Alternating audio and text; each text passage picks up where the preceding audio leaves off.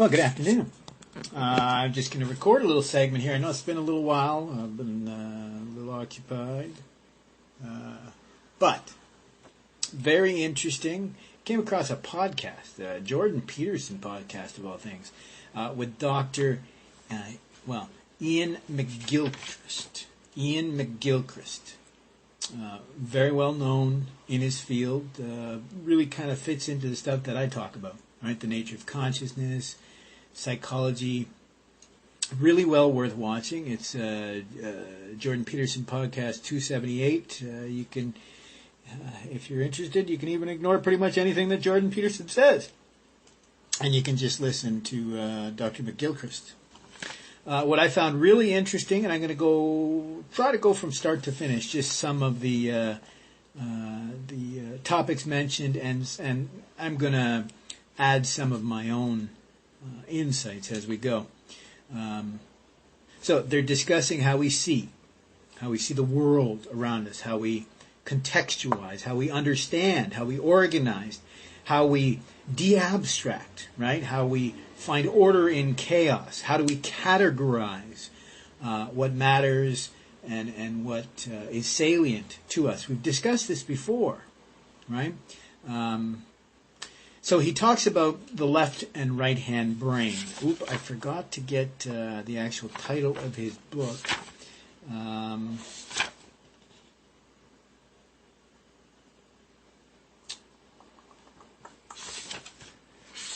Well,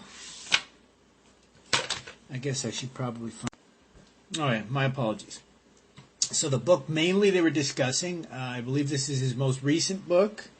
It's called The Matter with Things by Ian McGilchrist.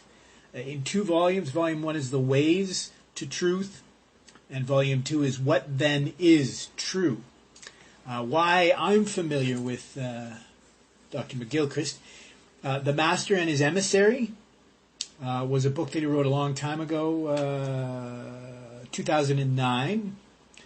And then more recently, I really thought this was The Divided Brain and the Search for Meaning. Right? And builds upon that. Another book he wrote was Ways of Attending, How Our Divided Brain Constructs the World. The reason why I went back and got the actual title is because it applies to why he seems so concentrated on the right and left hemispheres of the brain. So, as I said, he's occupied with how do we contextualize our reality, our experience. But it goes deeper than that. It's also talking about where, how, and why do we place meaning. Right? So he first starts to talk about the left hemisphere of the brain being a dualistic view of the world, a deconstructionist sort of view of the world. The left hand being anti-gestalt. So it's not seeing the world as patterns, the way we usually see things. It's seeing individual pieces. I've explained this before with gestalt, that when you look at a cat, you see a cat. You don't see pads and fur and tail and teeth and nails. So the left hemisphere, according to Gilchrist, is obsessed with breaking down that pattern recognition. And, of course, he goes on to talk about how we're at risk of being too focused on, how would I put this? Well, actually, later we talk about this. So it's the reverse of not seeing the forest for the trees. So what he's saying here is the left hemisphere, because it will break down a forest into the trees. We're at risk of only seeing the trees, not the forest. So are we only going to see the microcosm in the left hemisphere? And this becomes important because he says a lot of what we're dealing with today, possibly even Carl Jung's modern malaise, might be a left hemisphere problem. Right? It might be anxiety. It might be on the spectrum, Asperger's or autism. He mentioned anorexia being on a similar spectrum as far as being far too left, dualistic in its approach to viewing and parsing the world. So it goes on And he talks about, right, parts of the whole. Carving it into parts is what the left hemisphere does. Again, I mentioned anti-Gestalt. It's a different take on the world versus the right-hand side. Calls it atomistic and separate from itself. To freeze time, to make sense. So this is why the left hemisphere does this, is so that we can contextualize, understand. And we'll get into some of the other skills that we use to achieve this. Again, as I said, seeing the forest for the trees. In this case, it's being able to see the trees and the forest, not being... well, it is seeing the forest for the trees, but you know what I mean. I'm trying to explain it as I go through my silly notes here. So he talks about how the left and right must be combined. He says how dangerous it is to be stuck in one mode of thinking. So this, to me, is the non-dualistic approach that is resident throughout a lot of these philosophies that I tend to talk about. So he goes on and talks about the right hemisphere. Right? He says it sees a coherence, right? It sees a system, a pattern. It sees change. It sees context in situ. So it understands that it can see the cat's tail, but not apart from the cat. So it can see both at once. Right? Left alone, it sees life. The left. Sorry, I jumped a little ahead here. So sees context, implicit. It's perception. It's a rich, embodied, living world as perceived from the right hemisphere. He says if the left were to see alone, if we were to have to navigate the world via the left hemisphere alone, he said it would see life as a machine. He said this earlier, inanimate, mechanistic. Whereas the right hand, as I said, rich and embodied, he says the right hemisphere will see all as living. This idea that we're able to see order in chaos, the example I've given before, that we tend to see faces in patterns, right? In clouds, in bark on trees, or, what have you. He goes on, as I said, talks about how anorexia, is very similar because it's not a gestalt. They talk about how it's damage to the brain. It's not seeing.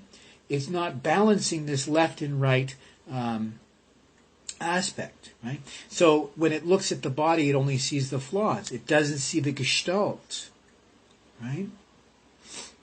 And the right hemisphere sees the body as a whole versus the left seeing only parts. So he talks about anorexia being a right hemisphere deficit like autism. And so it goes on, and we're going to talk about McGilchrist's new book. And he wants to highlight attention, importance, pretense, presence. My apology, I can't read. Presence.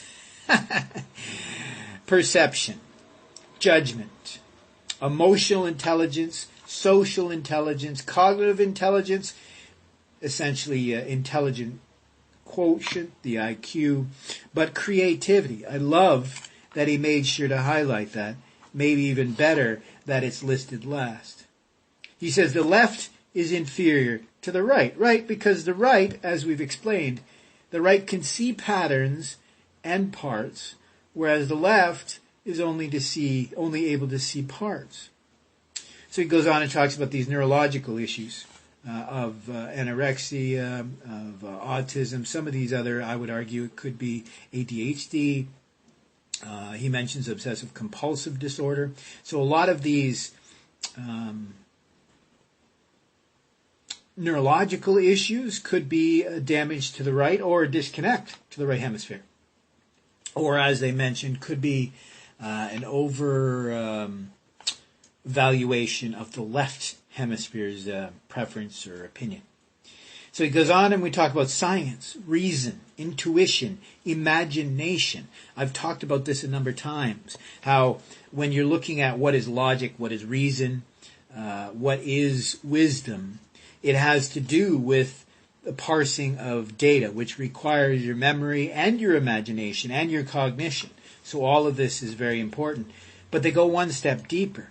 And he talks about how in the last couple of, say, centuries, most people had culture, interaction with nature, they had narrative and myths, drama, literature, poetry. But they had very little from the public debate. When they say public debate here, what they're talking about is the herd, the rabble, the marketplace of ideas, as Nietzsche called it in Zarathustra. This idea of what is currently the popular thing. And they mention how important inconsistency is. Right? Inconsistency is not all bad. It's an attempt to seek the truth. Separate from the podcast, I'd love to remind you of Charles Sanders Peirce reminding us that the first rule of logic is doubt. So they go on and talk about Jung, how his dreams, his theory that dreams extend the left hemisphere, with a paradox, a danger, of course. But it allows us to extend our imagination, helps us to fill in the unknown. I argue, is that trust? Is that reason? Is this making my case that the human brain is just the most powerful computer that we've ever experienced, and we're unable to understand not just what it's able to parse, but how it's doing it, or even understand that it is doing it, right? They go on to talk about reason.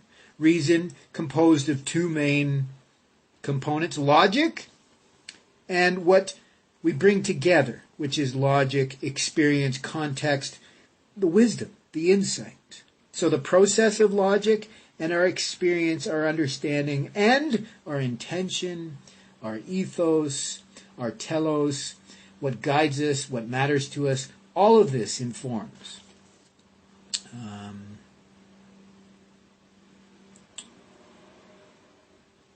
So he mentioned skeletal reasoning, I believe he mentioned it. So very basic core reasoning. It's advanced, nuanced, sober, inclusive. He says we cannot answer all questions, was a quote right after this talking about logic and reason. And so I marked down, is this once again where my theory of trust comes in?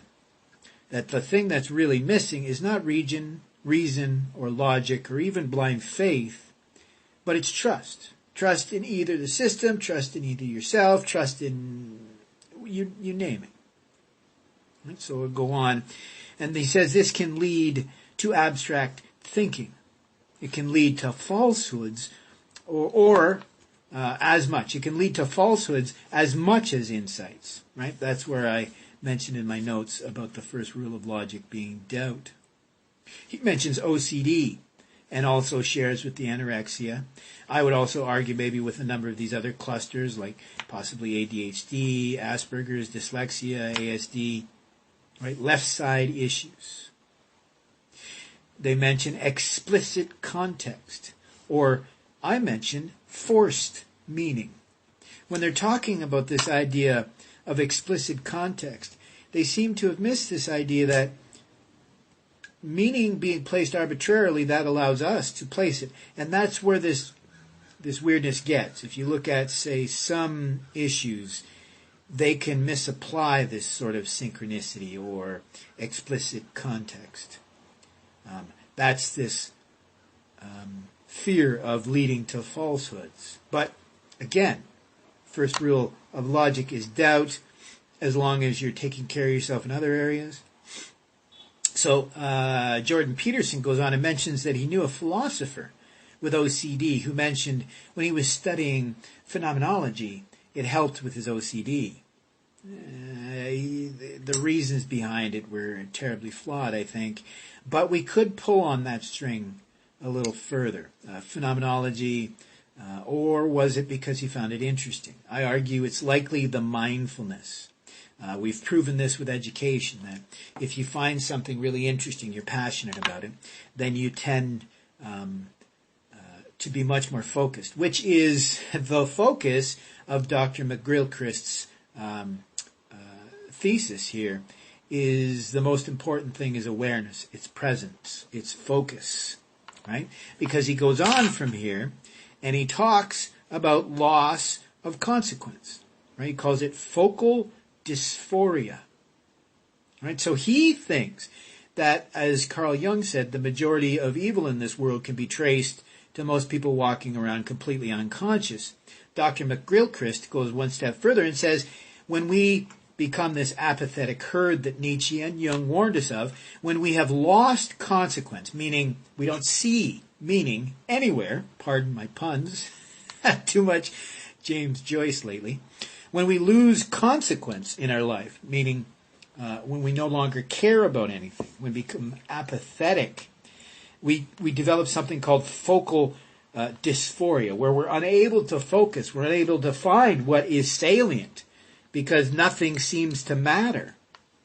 He talks about intuition and imagination, right? How important those things are.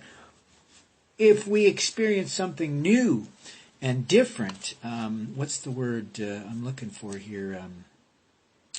But it's something you've never experienced before. You need to use your imagination to try to figure out how to contextualize this experience. Right? He mentions optical illusions. That's very cool because he uses it in a couple ways, and I'll go one step further. He talks about that we will enjoy optical illusions, but we won't walk around distrusting our eyes. I laugh because I don't trust my lying eyes because I have severe dyslexia. But the average person might not. But where this becomes almost oxymoronic is to your neurotypical, seeing an optical illusion, it doesn't make them question their vision or their optics, their perception. But to a dyslexic, it does, but for a different reason.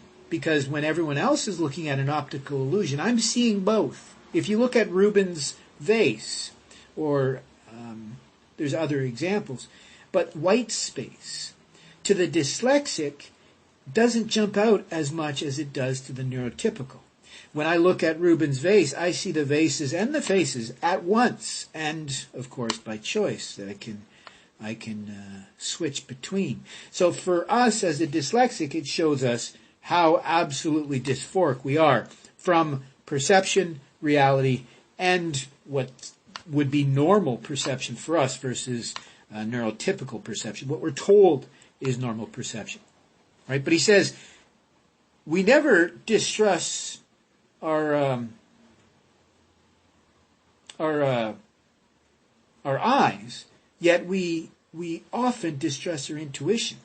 Right? So I put in, this is a doubt and faith. Right? Trust. Right? So he's arguing to rehabilitate intuition because he thinks that, and this is what's beautiful, because I'll just read what I wrote here. He says a diagnosis based on too many parts, right? Because that's what they're doing in this section right here, about 34 minutes in. I argue this is a three-body problem. We're not going to be able to point it out directly, but he's getting there. But then he jumps to Daniel Kahneman's Thinking Fast and Thinking Slow. He mentions there was some inconsistencies in the support of some of the assumptions he made. I'd love to go in and take a look at that. I wouldn't be surprised. My main critique of Daniel Kahneman's book, Thinking Fast and Thinking Slow, is it's twice as thick as it needs to be. So it makes sense that he's put like the same paragraphs in a dozen times to pad this book. It would make sense that he might have made some mistakes in his research assumptions, but that's everybody. There's a lot of great information in that book. I still think it's worth the read. But he goes on and talks about the intuition. And I argue, again, is this proving my theory that intuition, or one step further, induction, is actually the super brain machine? It's the fact that the human brain, between cognition and maybe this Della, this collective unconscious, or another unconscious we're able to tap into, like William James in Radical Empiricism, is it the archetypes that Jung mentioned? Or is it just, like these gentlemen think, is it intuition? Is it the fact that we're able to parse more data than we can even realize. The human brain is a supercomputer. So is the open problem of induction only the open problem of cognition and how incredibly powerful it might be? So they go on and they talk about instinct, right? So intuition versus instinct. It's funny because why do we separate the two, right? They should be informing each other. I've talked about this before. The only problem with trauma, or more importantly, trauma-informed adaptations, is they tend to be negative. So when we were first evolving, if you heard rustling in the bush, it would be smart for you to first wonder if it was a tiger ready to pounce. In the 21st century, it really doesn't make any sense for us to assume the worst in a lot of cases, because we're unlikely going to be attacked by a saber-toothed tiger. Maybe a furry, but I just mean seriously. The likelihood is much, much lower than it was, maybe a few thousand centuries ago. So he talks about instinct, heuristics, prejudices, reactions, eureka moments, everything I've just mentioned, right? Prejudices, right, can lead us. Heuristics is just us parsing data and experience and imagination. Reactions, again, these are adaptations to previous experience, right? So he goes on and talks about why there's such a huge difference between fantasy and imagination. I really did like how he explained this, that fantasy takes us away from reality, an escape, whereas imagination is a way into life, right? Fantasy is a way out, and imagination a way in. The imagination allows us to make that contextual, focal connection. So he says, imagination, like Coleridge, is a divine gift. Coleridge said this. It's a divine gift. He says to see in a new way. To see meaning, maybe, is what I added to that. Intuition and imagination for a better science and better reason. I argue absolutely. How many times have I said that our mistake was when we separated science from philosophy and all of the other, anything that applies to our human experience. How dare we separate them? Right? It's the gestalt of our experience.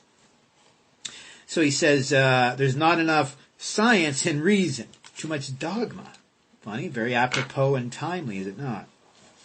So he goes on, he talks about the nexus of associations. I like that, the way he said that. But that's just, what matters to us and, why we do what we do and why it matters. He says stronger versus looser, right? So this is this nexus, this connection of associations. He says it's likely part of what helps us to navigate through life, well, obviously. So he says to be able to describe how the right hemisphere, he says imagination comes to a conclusion, induction, gestalt, eureka. And they ask a question. Is the scientific method fiction? And they chuckle. I argue, no, it's not. It's just simply having a strong sense of doubt. Even when you're pretty sure about your hypothesis, keep a strong sense of doubt. Right? So he says there should be no conflict between science, reason, and intuition. He says the right hemisphere's contribution to it all, it helps us make these leaps, right, that come from imagination. Right? Einstein's imagination to see special relativity or the speed of light. We see or we think, this is me, we see or think in images. So imagination is closer to our natural thought state. Does this remove translation errors? Right? Does this allow you to think more clearly, more purely, more organically? They go on and talk about music, how music is gestalt. There is no separating of the musical notes from the musical piece. But I get what they mean by this. Right? He says the right is open, active, receptivity, whereas the left hemisphere categorizes. It's abstract. Right? We go back to the right hemisphere for a complete picture, the whole, the gestalt. Right? Like muscle memory as it applies to thought. That's my thought, I put that in. We see the pieces of a motorcycle as a whole.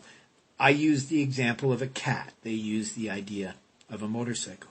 Right? So he goes on and says in the third part of his book is about metaphysics.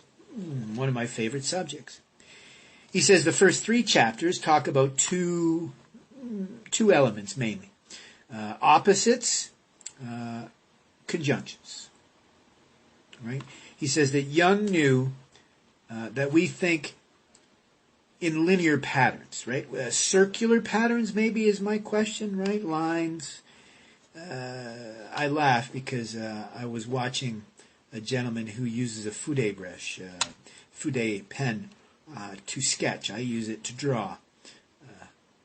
He was talking about how he's an architect and he likes to draw straight lines. It makes a lot of sense to me because I saw this type of a fountain pen called a ruler pen, and it can only do lines, straight lines. That's all it can do. To me, that seems ridiculous. Right? It's so limiting, but it makes perfect sense because to try to make sense of things, the left hemisphere tries to simplify things. So Jung predicted this left hemisphere, or what it would be called a right hemisphere deficit.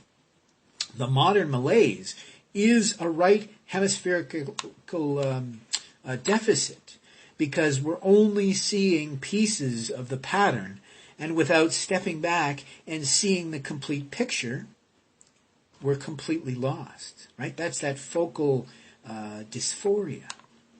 So circular patterns. It's Joyce, it's Jung, it's Nietzsche. So he makes a quote, he says, too much desire for freedom leads to tyranny. This is what he meant by that. Like in 1984. But the better example I give is why we give people 3 choices for, say, a coffee cup. If you gave them 2, they might think, it's not enough choice. I don't fit in there. You give them 4 or 5 or 6, that might be too much. They might never be able to choose. 3, we've tended to see, I argue with the drop in attention span, there may be, a change to this science, but we did see that 3 was the happy medium, that people found that satisfy their need for adequate choice, but not so much that they got lost, right? Too much freedom leads to tyranny. And he goes on, and this is my favorite part, the one and the many. Right? I want to point you to Carl Jung, and more importantly to the I Ching. Right? Be in the Chinese Book of Change, the parts make the whole. Right? The constituents of reality. Right? So they jump from the idea of equanimity and how that can allow us to see meaning in this world without needing some sort of sky daddy, as these guys later go on to talk about. But they just jumped past this idea of the one and the many. Right? This is taught in Buddhism, in Vedanta, and they talk about Horus, but it's in Zoroastrianism, right? The Ahura Mazda, the seeing eye in that. This is know thyself, the Greek maxim. Right? So don't jump so quick to the constituents of reality before you realize that the one and the many, equanimity itself, is what we need to be paying attention to. I'm going to hide that light myself, that a little more. So they go on and talk about the constituents of reality, what makes up our experience, what makes up our reality, what's the information we need to parse. He mentions time, space, flow, matter, consciousness, purpose. Jordan Peterson mentions the importance of awe. He calls it piloerection. I haven't looked that up. So, values, purpose, a sense of the sacred. Jordan Peterson loves that, but that's just meaning, value, gravitas.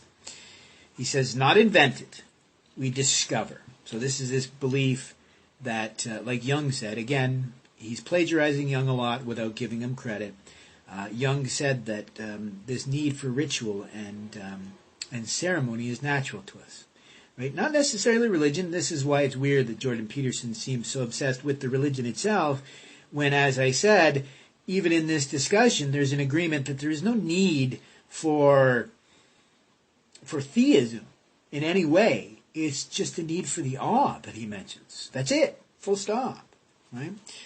So it says explore or to unveil. I love that, right? Because this takes us back to Joyce, James Joyce, and Carl Jung, and even before that, Madame Blavatsky and the Theosophical Society, right? Isis Unveiled, or all the way back to Nietzsche, right? We must restore the providence, right? So I'll go from the divine, and I'll say providence. Providence is much closer to this, what makes the flowers grow, right? Emerson or Spinoza or Whitman's idea of what is, divine, what is providence.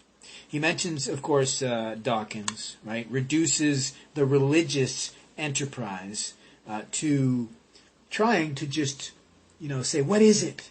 When, again, it's a meta thing. It's impossible. So he says, not proofs, but wonder, awe, trust, passion. Exactly. So there's no certainty. So you can't say for certain that religion is it, but this meaningful action, karma yoga in the Bhagavad Gita, this idea of purpose, of endeavor, of acceptance and meaning, intention being an act itself. So he goes on and talks about Shakespeare as evolutionary biology. It's kind of funny, but it's not. It's just human behavior. People ask me why I think this is so universal, right? Almost any of these philosophies or thought systems, because they're all universal human truths, right? You can see the teachings of the Anishinaabe people, the Ojibwe, the Algonquin, the center of North American people. They talk about being brothers with the East and West Coast people.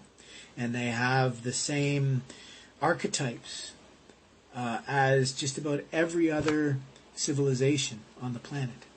And they go on and say the great questions are based in passion, or that might have been me, not bare wonder, not question or speculation, but striven for, or enticed to passion, right?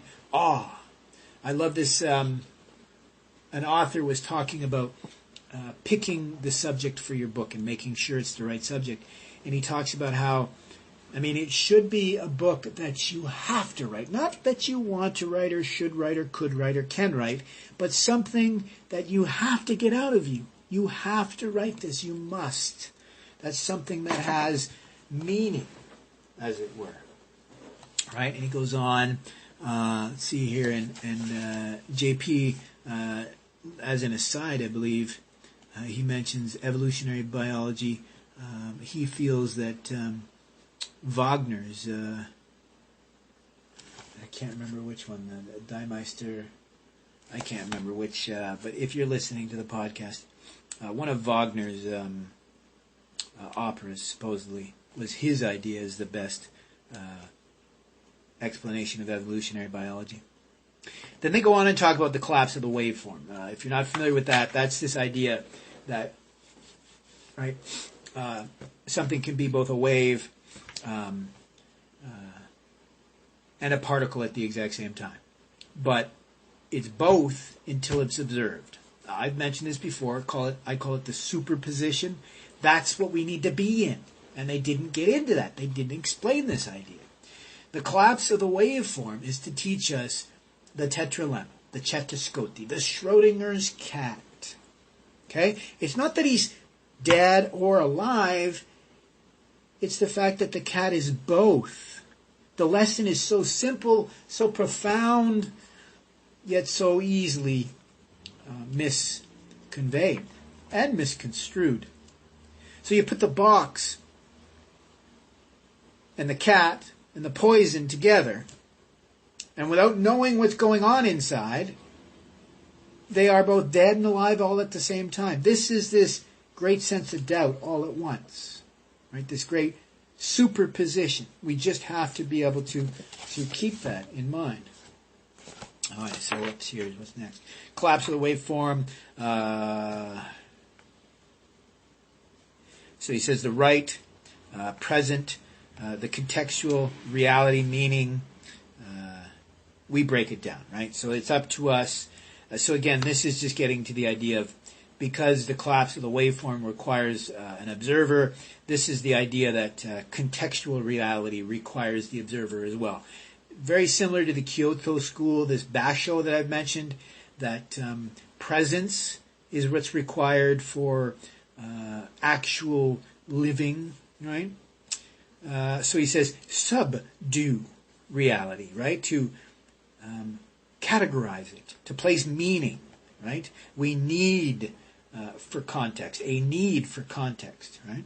To understand, right? For our reality, for our logos, for our ethos, for our telos, right? So what matters to us?